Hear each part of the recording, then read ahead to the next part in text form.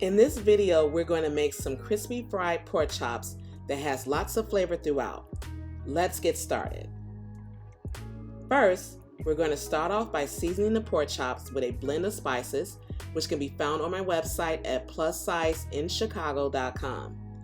I've added the seasoning rub into an old empty shaker, and I'm going to sprinkle this on both sides of the pork chops to ensure it has lots of flavor.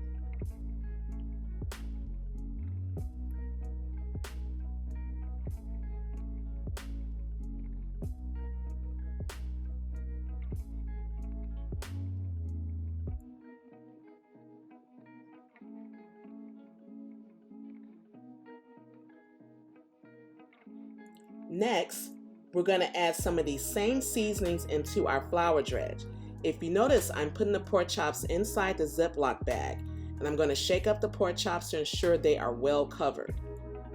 To make them extra crispy, you're going to place the pork chops onto a baking sheet and let them sit for about 5 minutes, and then you're going to recoat the pork chops with the flour dredge. Next, I'm going to add 2 pork chops into the skillet with canola oil. These are going to fry for about 7 to 8 minutes on medium heat.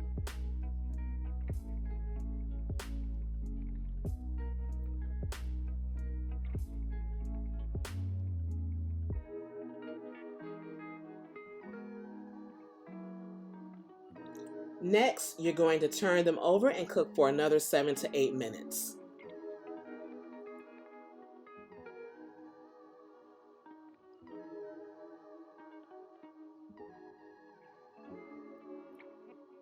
Because these are pork chops, you may end up with some extra fat.